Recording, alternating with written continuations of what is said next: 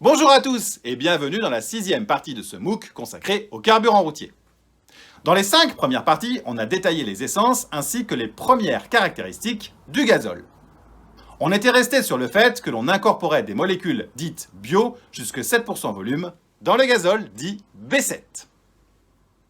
Dans les faits, on ne peut pas incorporer d'éthanol dans le gazole car la molécule est bien trop petite et en plus, elle présente une forte résistance à l'auto-inflammation puisque, comme on l'a dit, l'indice d'octane de l'éthanol est de l'ordre de 110.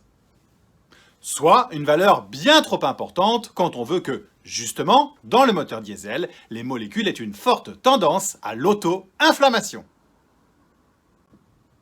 Il faut donc trouver un autre type de molécule. La nature nous offre ce que l'on appelle les oléagineux, comme le colza, le soja ou bien encore le palmier à huile. Les huiles issues de ces oléagineux ont une formule chimique proche de celle-ci.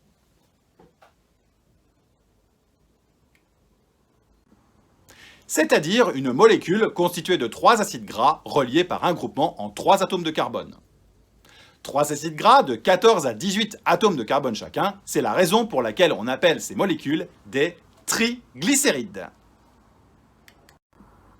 Le nombre total d'atomes de carbone de ces triglycérides est de l'ordre de 60, ce qui est bien trop important pour être incorporé au pool gazole, puisque, comme on l'a dit dans la première vidéo, les molécules de gazole ont entre 15 et 20 atomes de carbone.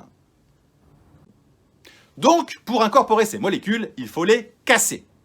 Eh bien, c'est ce que l'on fait en faisant subir aux triglycérides une réaction dite de transestérification. En faisant réagir une molécule de triglycéride avec 3 molécules de méthanol, voici ce que l'on obtient. On obtient ce que l'on appelle un ester méthylique d'acide gras. Et cette molécule présente un nombre d'atomes de carbone compatible avec le pool gazole. Et la législation permet d'incorporer jusqu'à 7% d'ester méthylique d'acide gras que l'on appelle EMAG ou EMHV pour ester méthylique d'huile végétale quand l'huile utilisée est d'origine végétale. On peut donc incorporer de l'ester méthylique de colza, de soja, de palme, etc., soit de tout oléagineux. Ceci étant, tout comme pour l'éthanol, on a un pouvoir calorifique dans l'EMHV inférieur à celui du gazole issu du pétrole. Et on parle d'une valeur inférieure d'environ 10%, ce qui est beaucoup moins pénalisant que pour l'éthanol. Ainsi, le B0 est du gazole issu du pétrole à 100%, et le B7 contient de l'EMHV jusque 7% volume maximum. A noter également que l'on peut incorporer de l'huile végétale hydrotraitée que l'on appelle parfois HVO ou HVH. La différence entre le MHV et l'HVO est la réaction chimique que l'on fait subir aux triglycérides. Dans le cas de l'HVO, on fait réagir de l'hydrogène avec l'huile et on produit une molécule paraffinique 100% similaire à celle que l'on trouve dans le pétrole. Ces molécules sont produites dans certaines bioraffineries.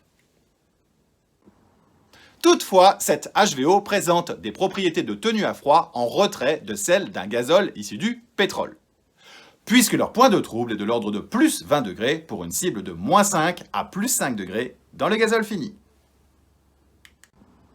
Ceci nécessite de faire subir une étape de réaction chimique additionnelle à l'HVO que l'on appelle isomérisation pour abaisser son point de trouble et permettre d'en incorporer plus facilement dans le pool gazole.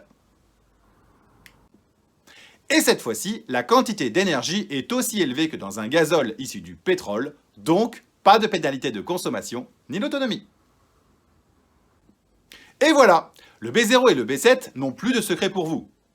Il reste donc un dernier carburant dont on n'a pas parlé, il s'agit du GPL. Rendez-vous dans la dernière vidéo dédiée au carburant routier. Entre-temps, n'hésitez pas à tester vos connaissances en faisant le quiz dont le lien est disponible dans la description de la vidéo et à vous abonner à ma chaîne YouTube Refining is Exciting. À très vite pour la dernière partie. Au revoir!